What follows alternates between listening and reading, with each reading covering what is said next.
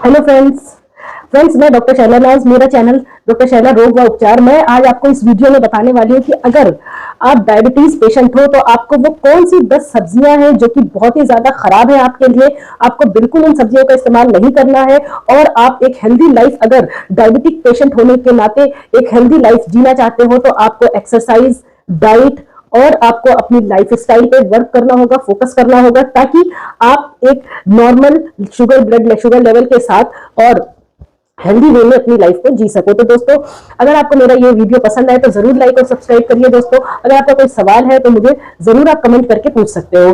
तो दोस्तों, वो सब्जियां जिनका की कार्बोहाइड्रेट लेवल लेस होता है या जिनमें फाइबर हाई होता है या जो में कॉम्प्लेक्स कार्बोहाइड्रेट पाए जाते हैं वो डायबिटीज पेशेंट के लिए फायदेमंद सब्जियां हैं।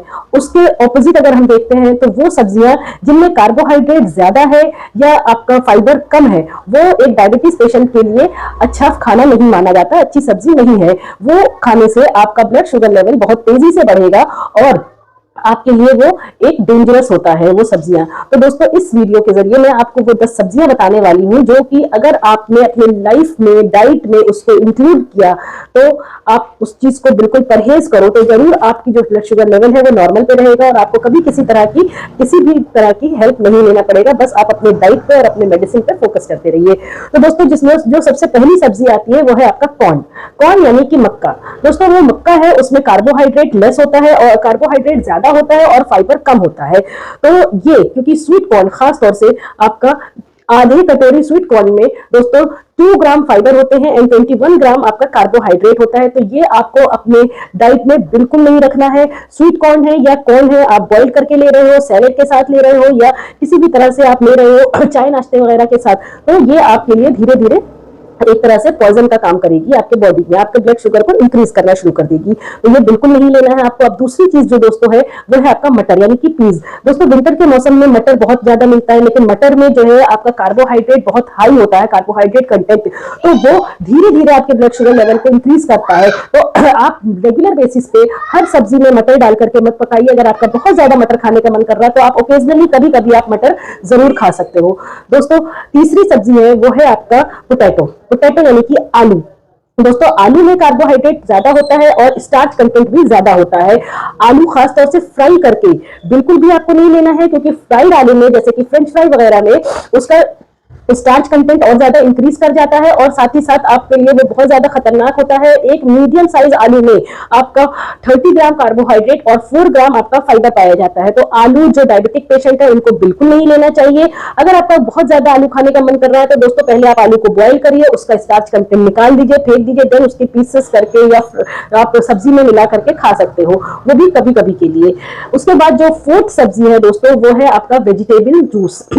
आपको लगता है कि आप शायद जो फ्रूट जूस है सिर्फ उसी को अगर आप परहेज कर रहे हो, नहीं ले रहे हो क्योंकि उसमें शुगर कंटेंट ज्यादा पाया जाता है, तो फिर आप शायद ये धोखे में हो। आपको वेजिटेबल जूस भी उतना ही डेंजरस और खतरनाक होता है, क्योंकि वेजिटेबल का जूस जब हम निकालते हैं तो जो रफेज कंटेंट है उसका वो और साथ में जो उसका स्टार्च कंटेंट है वो फाइबर, वो दोनों हम अलग कर देते हैं। साथ में जो बचता है ग्लास में जो आता है वो शुगर प्लस वाटर कंटेंट होता है। तो शुगर और वाटर उस समय आपको पीने में मीठा नहीं लगेगा बिल्कुल भी, लेकिन ये स्लोली आपके जो ब्लड शुगर लेवल है उसको इंक्रीज कर देता है। तो एक तरह से जितना ही खतरनाक आपके लिए फ्रूट जूस है उतना ही आपके लिए वेजिटेबल जूस है। वेजिटेबल जूस में जो फायदे की चीज है वो करेला जूस है, या तो फिर आपका देखा जाए तो आपके लिए आंवला का जूस फायदे की चीज है। दोस्तों, इन दोनों का जूस निकाल कर आप पी सकते हो। करेले की सब्जी भी खा सकते हो आप, लेकिन और किसी तरह के सब्जियों का जूस मत निकाल करके रेगुलर बेसिस पे मत पीजिए। ओकेजनली आपको अगर पीना है तो आप कभी कभी महीने में 1 आध बार या 2 बार अगर आप लेना चाहते हो तो आप ले सकते हो। तो दोस्तों, जो 6th चीज है वो है आपका व्हाइट राइस। दोस्तों, जो व्हाइट राइस होता है यानी कि चावल जिसे कहते हैं, हमारे इंडियन कल्चर में चावल बहुत ज्यादा खाया जाता है, चाहे साउथ इंडियन हो, चाहे आपका कोलकाता हो, बिहार हो, बंगाल हो, कहीं भी हो, चावल ज्यादा खाया जाता है। तो दोस्तों, चावल में स्टार्च ज्यादा होता है, कार्बोहाइड्रेट ज्यादा होता है, तो फिर चावल आपके लिए नुकसानदेह है। चावल अगर आप खाना भी चाहते हो तो दोस्तों उसका 2 तरीका है, या तो फिर चावल को आप बॉईल कर लो ताकि उसकी जो पीछ है यानी माड़ी जिसे हम स्टार्च कहते हैं वो आपने उसको अलग कर दिया है, देन उसके बाद उसको आप पका के खा सकते हो। या तो फिर दूसरा है आपका ब्राउन राइस। दोस्तों, ब्राउन राइस में भी इस कार्बोहाइड्रेट कम होता है या कॉम्प्लेक्स कार्बोहाइड्रेट पाया जाता है और फाइबर होता है, तो वो कंपैरेटिवली व्हाइट राइस के थोड़ा सा आपके लिए फायदेमंद है, लेकिन मेरी राय है कि आप चावल को जितना अवॉइड कर सको उतना बेहतर है। उसके बाद जो 7th चीज है वो है आपका स्वीट पोटैटो। दोस्तों शकरकंदी, इसमें शुगर कंटेंट और कार्बोहाइड्रेट, जैसे कि नाम से ही पता चल रहा है शकरकंदी स्वीट पोटैटो, स्वीट आ रहा है इसमें, तो शुगर और कार्बोहाइड्रेट दोनों ही इसमें ज्यादा होता है। भले ही इसमें लो ग्लाइसेमिक इंडेक्स होता है, इसका 54 होता है, बट सिर्फ ग्लाइसेमिक इंडेक्स लो होने से ऐसा नहीं है कि वो डायबिटिक पेशेंट के लिए फायदे की चीज है।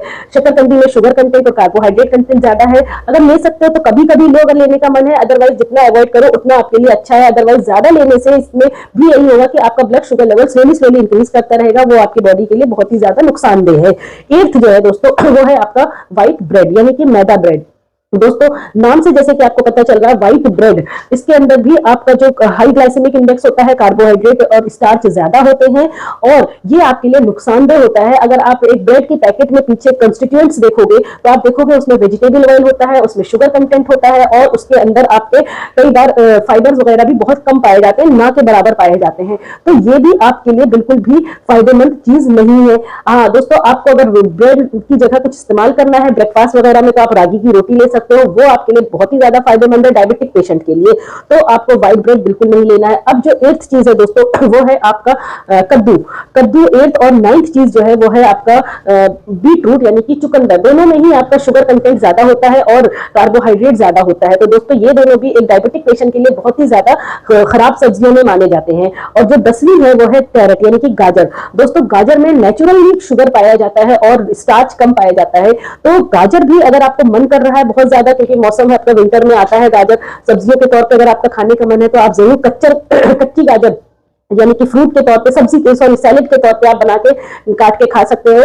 और आप गाजर का हलवा तो बिल्कुल ही नहीं ले सकते हो, क्योंकि उसके अंदर और भी ज्यादा शुगर कंटेंट हो जाता है। एक तो नेचुरली मीठा शुगर पाया जा रहा है इसके अंदर, बाकी गाजर का हलवा बनाने में और भी ज्यादा शुगर डालना पड़ता है, ड्राई फ्रूट्स मेवे वगैरह डालने पड़ते हैं, जो कि आप डायबिटिक पेशेंट के लिए ये और भी ज्यादा डेंजरस हो जाता है, खतरनाक हो जाता है। तो गाजर आप ओकेजनली ले सकते हो, वो भी सैलेड के तौर पर, या कभी कभी आप सब्जी वगैरह में भी गाजर डाल के ले सकते हो। तो दोस्तों उम्मीद करती हूँ ये 10 सब्जियां या जूस जो मैंने आपको बताई हैं डायबिटीज पेशेंट के लिए ये सबसे खराब सब्जियों में मानी जाती है, क्योंकि इनके अंदर कार्बोहाइड्रेट ज्यादा है, इनके अंदर स्टार्च ज्यादा है, इनके अंदर फाइबर कम है। तो दोस्तों उम्मीद करती हूँ आपको इस वीडियो के माध्यम से पता चल गया होगा कि कौन सी सब्जियां आप डायबिटीज पेशेंट के लिए खराब है, तो उसको आप जरूर से अवॉइड करिए। अगर आप एक हेल्दी लाइफ स्टाइल जीना चाहते हो तो इन सब्जियों के अलावा आप जो और खाना चाहते हो आप खाओ, साथ में डाइट और एक्सरसाइज और एक मेडिटेशन योगा जरूर आप अपनी लाइफ में लेकर के आइए। वॉकिंग जरूर लेकर के आइए, वॉक करिए आधा घंटा सुबह आधा घंटा शाम में। दोस्तों गारंटी के साथ कहती हूँ अगर आपने इन चीजों को फॉलो कर लिया तो आपका जो ब्लड शुगर लेवल है वो हमेशा नॉर्मल पर रहेगा, कभी भी हाई